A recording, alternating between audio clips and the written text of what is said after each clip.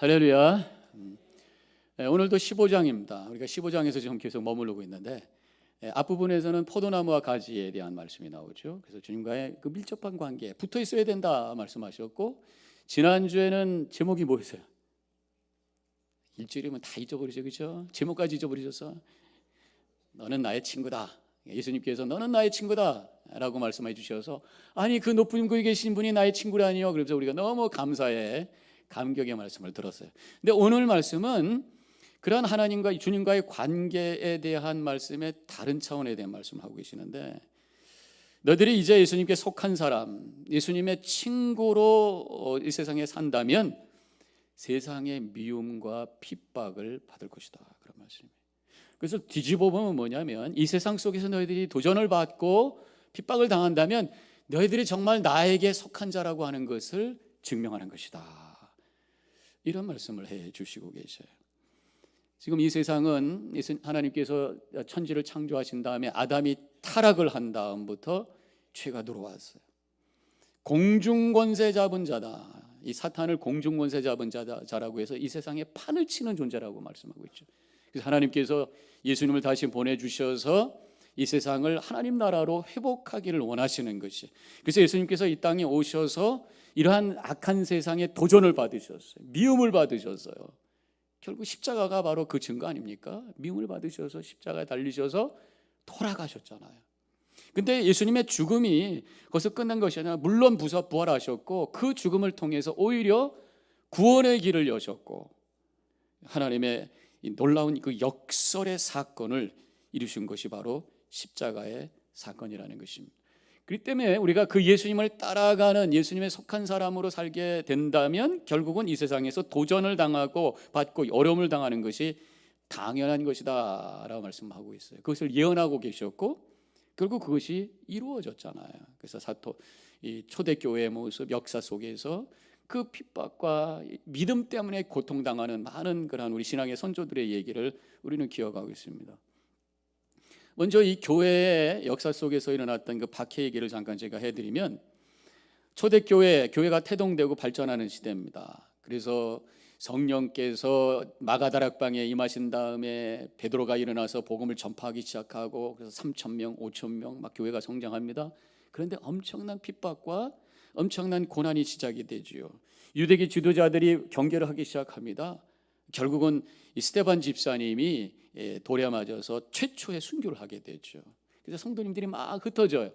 근데 이러한 핍박이 오히려 복음을 유럽으로, 소아시아 지역으로, 세상으로 넓히는 그러한 계기가 됐던 것을 보게 됩니다.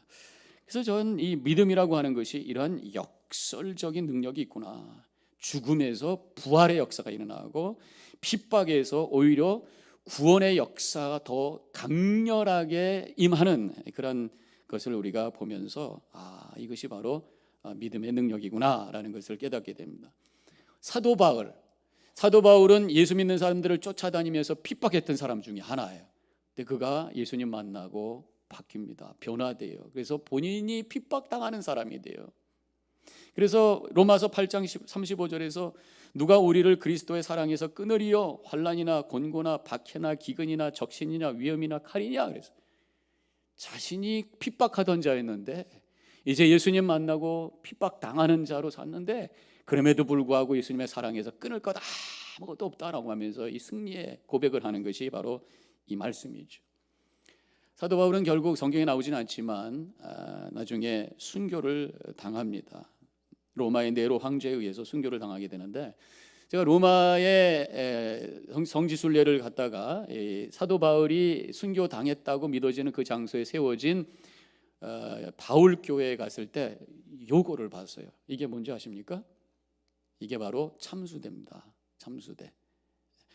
한쪽에 이렇게 막 이렇게 스크래치가 나 있고 좀 파여져 있죠. 그쪽에다 대고 참수를 했던, 이 참수대에 사도 바울이 순교를 당했을 것이다 라고 알려지고 있습니다. 그 외에도 마태는, 예수님을 따랐던 제자들 중에 마태는 에티오피아에서 칼에 맞아서 순교했고, 마가는 알렉산드리아에서 길바닥에 끌려다니다 순교를 했고, 누가는 그리스에서 올리브 나무에 매달려서 순교를 했고, 베드로는 로마서에서 십자가에 거꾸로 매달려서 순교를 했고, 야고보는 성전 꼭대기에서 떨어져서 밀어서 떨어져서 그 다음에 매맞아서 순교를 했고, 안드레는 십자가에 달렸는데 숨이 끊어질 때까지 설교를 하시다가 순교를 했고, 마띠아와 바나바는 모두 돌에 맞아서 순교를 했고, 예수님의 제자들이 다 순교를 했어요. 물론 요한은 순교하지 않았어요. 그 이유는 제가 설명드렸던 적이 있습니다. 그 외에도 예수님을 믿었던 많은 성도들이 특별히 로마 시대에 로마 그 레오 황제에 의해 가지고 핍박을 당하고 사자의 밥이 됐어요. 바로 이 콜로세움이라고 하는, 로마에 가면 아주 심볼릭한 그런 건물이 있는데 5만 명이 들어가는 엄청난 그런 스타디움이죠. 여기서 바로 엄청나게 많은 우리 성도님들이 순교를 했다고 하는 것입니다. 그 후에 핍박을 피해 가지고 성도님들이 간 곳이 바로 땅속이, 거기가 카타콤베라고 하는 곳인데, 카타콤이라고도 하는데 지하 무덤이죠. 지하가 사암으로 돼 있어서 파기가 좋습니다. 막 파가지고 거기다가 이렇게 층층이 만들어서 시신을 집어넣는, 거기에 크리스천들이 도망을 간 거예요. 그리고 거기서 삽니다. 1, 2년, 뭐 하루 이틀 산 게 아니라 1, 2년도 아니고 제너레이션 투 제너레이션, 100년, 200년, 313년 기독교가 공인될 때까지 거기 살았던 사람들이 있단 말이에요. 그 냄새나는 곳에서 믿음을 지키기 위해서 그것을 견디면서 살아왔던 사람들입니다. 근데 왜 거기를 병정들이, 로마 군인들이 잡으러 안 들어갔나? 그 사람들은 그 죽음의 자리가 저주라고 생각했기 때문에 들어가면 큰일 난다고 생각해서 안 들어갔어요. 근데 죽음을 이기는 능력을 가진 우리 믿음의 사람들은 거기서 들어가서 믿음을 지키면서 그것을 견뎠다라고 하는 얘기죠.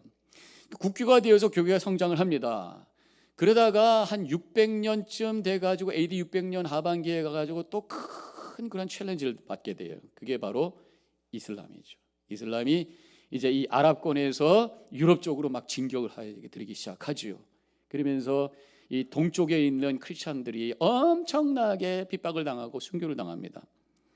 제가 그리스에 갔을 때에 메테오라라고 하는 곳에 갔었어요. 사진 올려보세요. 메테오라라고 하는 것이 암벽으로 되어 있는 많은 그런 암벽이 많은데 그 위에 수도원들이 다 이렇게 세워져 있습니다. 그 왜 그렇게 꼭대기에 올라가서 어디 있나? 전망 좋으라고 이게 아니고요. 이게 무슬림들이 막 쳐들어오고 그러니까 도망을 간 거예요. 꼭대기로 도망가서 여기서 주님을 섬기겠다라고 하면서 아주 높은 벼랑 위에다가 수도원을 짓고 거기서 수도원 생활을 했던 거죠. 제가 한 군데 들어갔을 때에 한쪽 벽에 이 순교자들의 그림이 그려져 있습니다. 그 당시에 무슬림에 의해 가지고 어떻게 순교를 당했는지, 요거는 그 그림의 한쪽만 찍은 건데, 뭐 매달려서, 거꾸로 매달려서 위에서 피가 흘러서 돌아가신 분, 또 무릎이 톱으로 잘린 분, 또 화형을 당하는 모습, 그 밖에도 말에 끌려당하는 그림, 또 수장되는 그림, 또 참수되는 그림, 이런 것들이 그 위에 쫙 그려져 있어요. 이렇게 성도들이 모슬렘에 의해 가지고 엄청난 고통과 순교를 당한 그 역사가 거기에 기록이 되어 있습니다.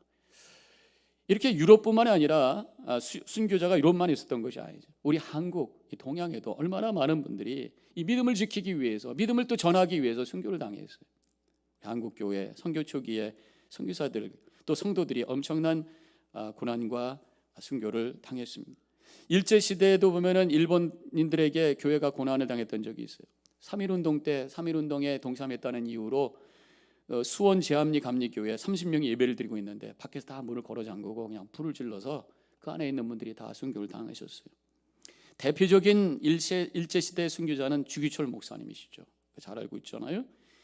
그가 산정연교회에서 목회를 하셨는데 신사참배를 거부하다가 감옥에 들어가서 4번 왔다 갔다 하시다가 결국 고문과 고초에 병이 들게 되고 감옥 안에서 돌아가시게 됩니다. 나의 하나님 나를 받아 주옵소서. 48세에 순교를 하죠. 6.25 때 공산당에 의해서 순교한 분들 참 많이 있습니다. 대표적인 분 중에 한 분이 손양원 목사님이시죠. 그 아들들이 공산당에 의해서 순교를 당합니다. 그런데 그 죽인 사람들을 양자로 삼아, 그래서 이제 사랑의 원자탄이라고 하는 그 영화가 나왔습니다. 결국 본인도, 손양원 목사님 본인도 6.25 때 공산당에 의해서 순교를 당하셨다고 하죠.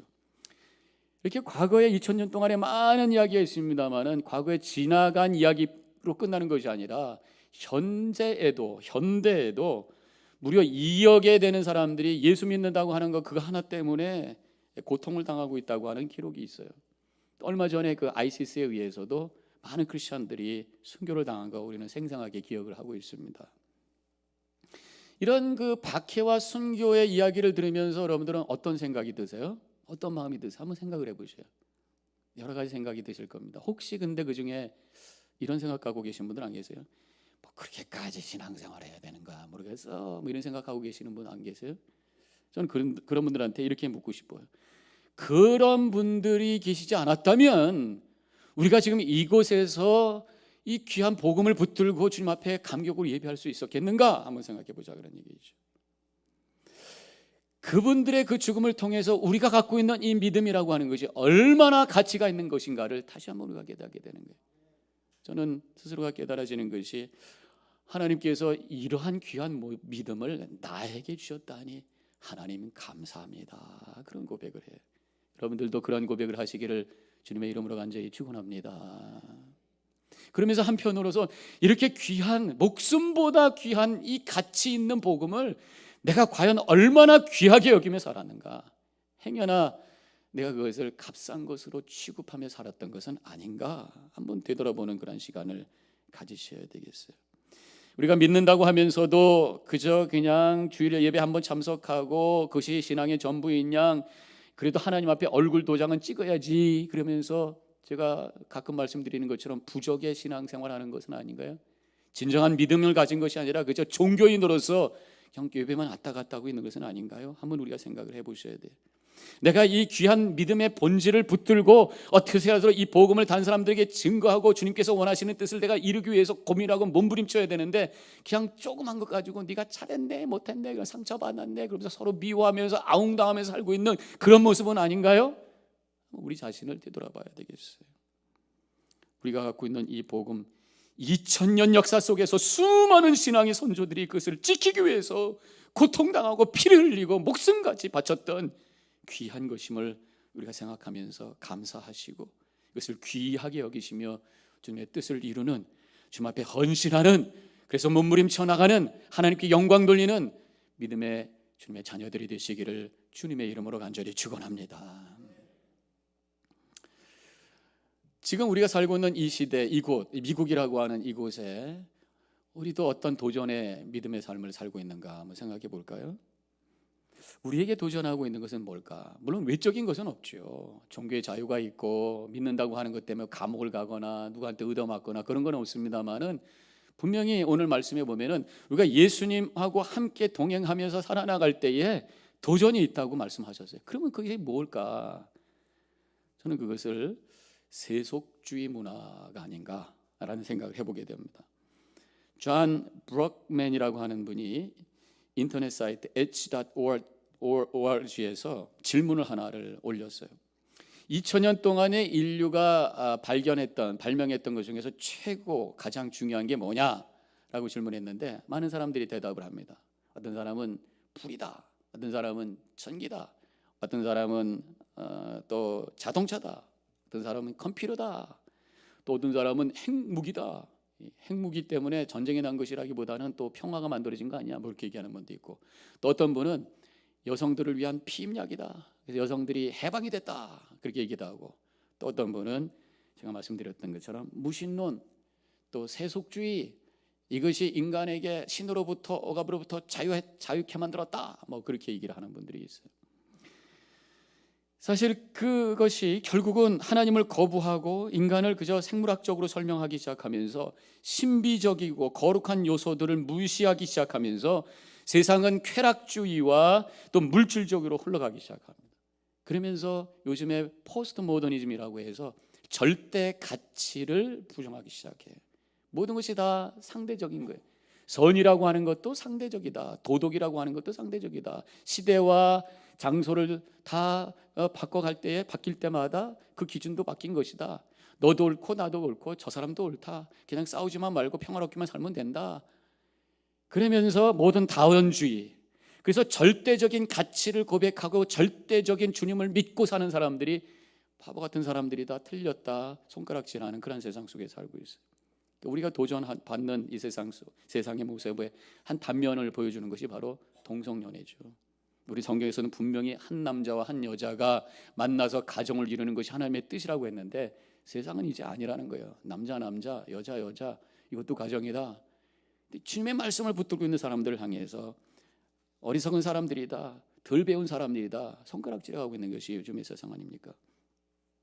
그래서 저는 이 세속화된 세상 속에서 주님과 함께 말씀을 붙들고 진리 가운데 사는 사람은 결국은 바보가 되는 거예요. 그것이 오히려 진리의 모습, 오히려 그것이 예수 믿는 사람의 모습이 아닌가. 우리가 딸 바보라는 얘기 있습니다. 그냥 딸만 보면 그냥 바보같이 이렇게 되는 아빠들 모습이잖아요. 우리는 예수 바보가 되어야 될 줄로 믿습니다. 말씀 붙들고 바보 취급당해도 이것이 진리라고 믿고 끝까지 나가는 거예요. 그 옛날 중국의 현인들의 말 중에 이런 말이 있어요. 대교 약졸이라는 말이 있습니다. 대교 약졸이라는 건 뭐냐면 뛰어난 솜씨는 서툴러 보인다, 그런 말이 있어요. 이것을 저는 이게 그 아트 미술 작품에다가 좀 적용을 해보면 추상화를 이렇게 보면은 가보면은 이게 무슨 그림인지 뭐 어떤 분이 그러죠. 나도 이거보다 잘 그리겠다 그런단 말이에요.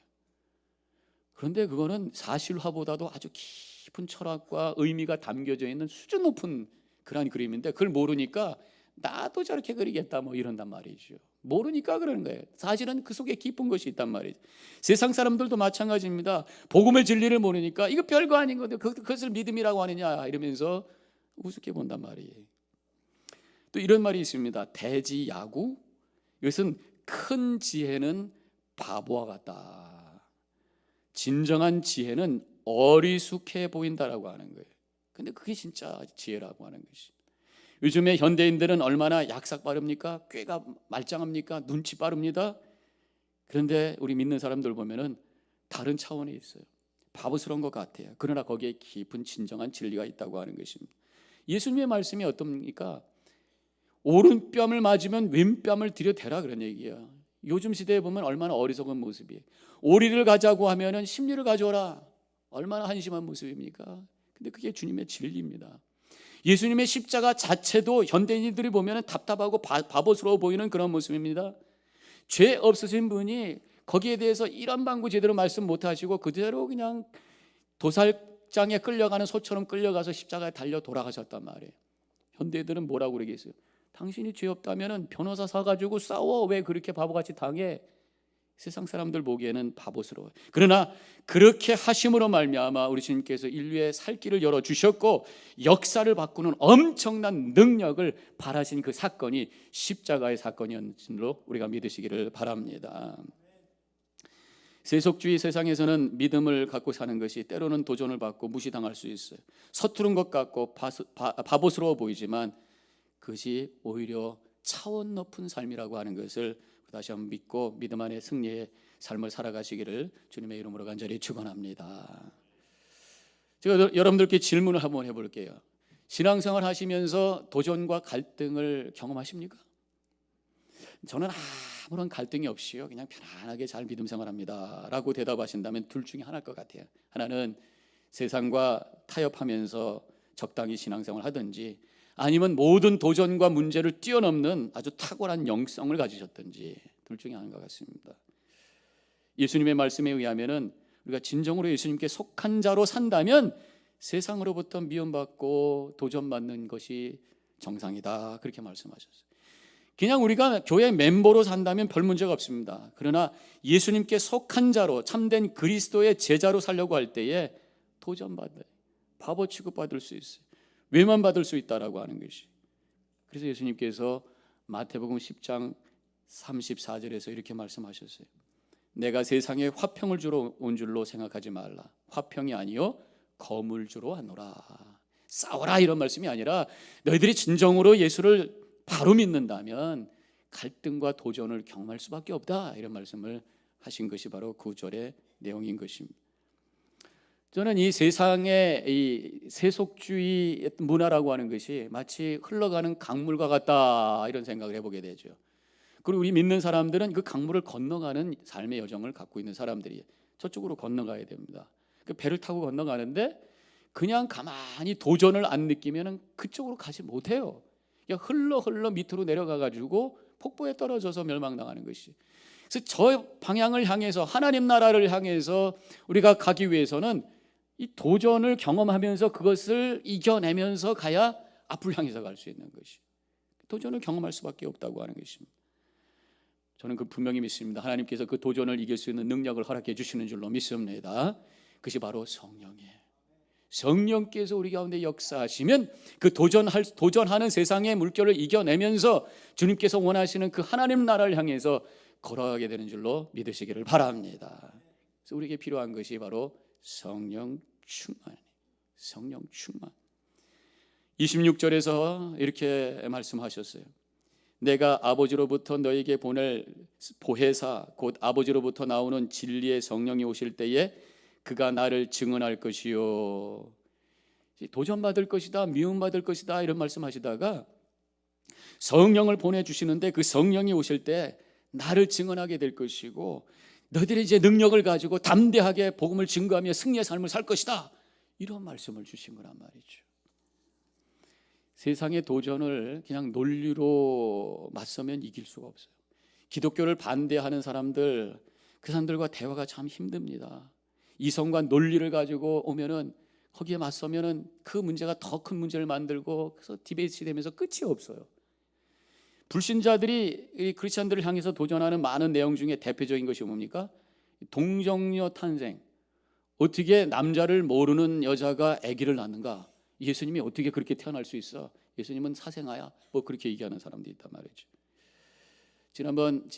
지지난주인가요? 토요일 날 새벽 때 그 개그우먼이었던 조혜련 집사님이 오셔가지고 하셨던 이야기가 생각납니다. 들으셨던 분도 계시겠습니다만은 연예인들이 성경 공부를 하는데 어떤 분이 손을 들고 일어나가지고 어떻게 이 처녀가, 남자도 모르는 처녀가 아기 납니까? 우리 동정녀 탄생에 대해서 자꾸만 질문하는 거예요. 대답을 해줘도 또 질문하고. 그때 이제 구봉서 장로님이 뻘떡 일어나가지고 그 친구를 향해 손을 들면서 야, 마리아 남편도 가만히 있는데 네가 왜 떠들어? 앉아! 그랬더니 구봉서 장로님 다운 거란 얘기잖아요. 그 외에도 뭐 여러 가지 그 챌린지들이 많죠. 어떻게 죽었다가 사람이 부활하느냐, 어떻게 사람이 하늘로 승천하느냐, 무를 포도주로 만들었다고, 무리를 걸었다고, 이게 무슨 얘기야?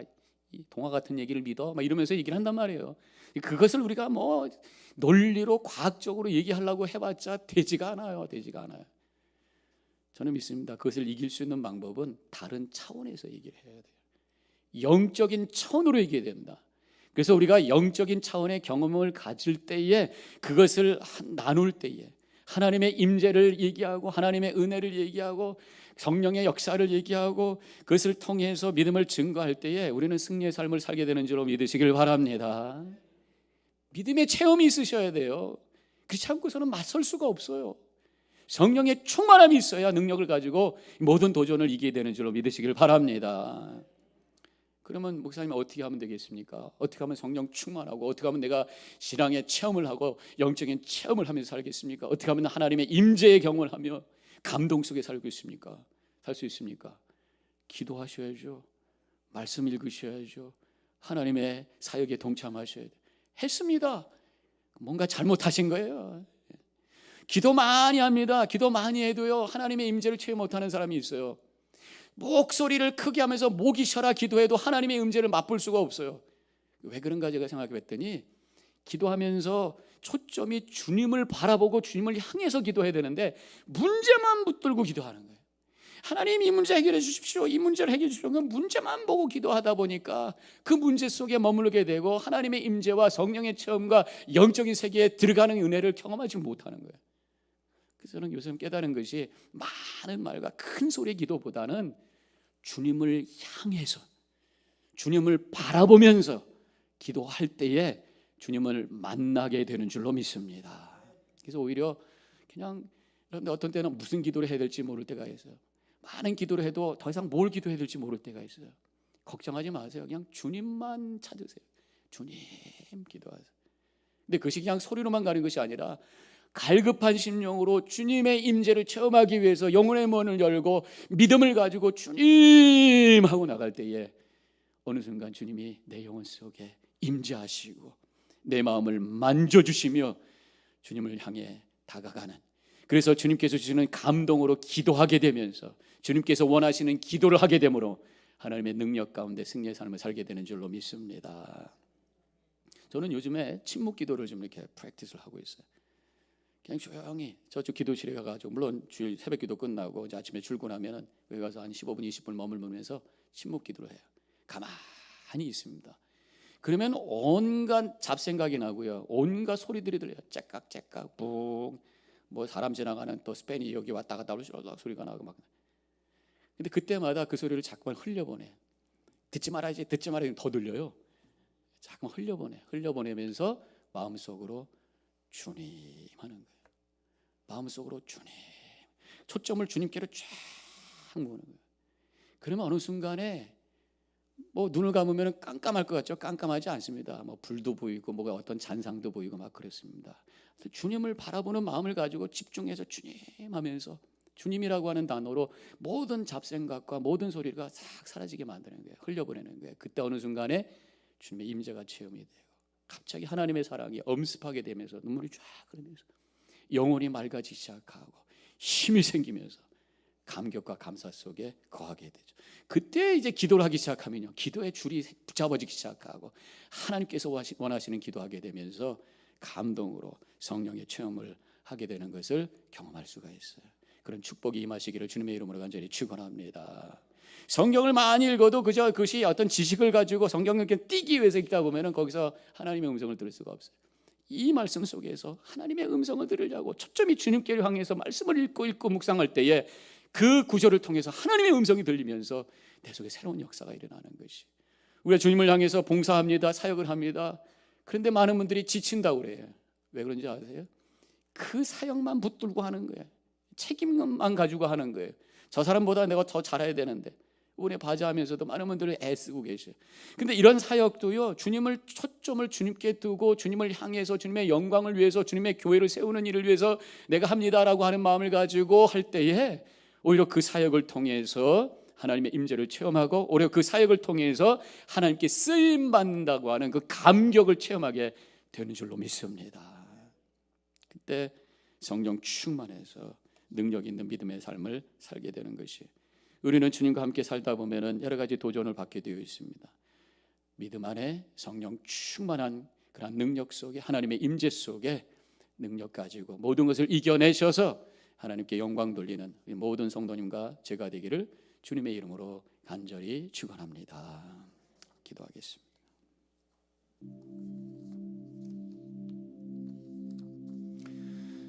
우리가 지금 붙들고 고백하는 이 믿음은 그냥 우리에게 떨어진 것이 아닙니다. 2000년 동안 우리 많은 믿음의 선조들이 눈물을 흘리고 피를 흘리고 땀을 흘리고 목숨까지 지키며 던지며 지켜왔던 귀한 믿음의 유산이죠.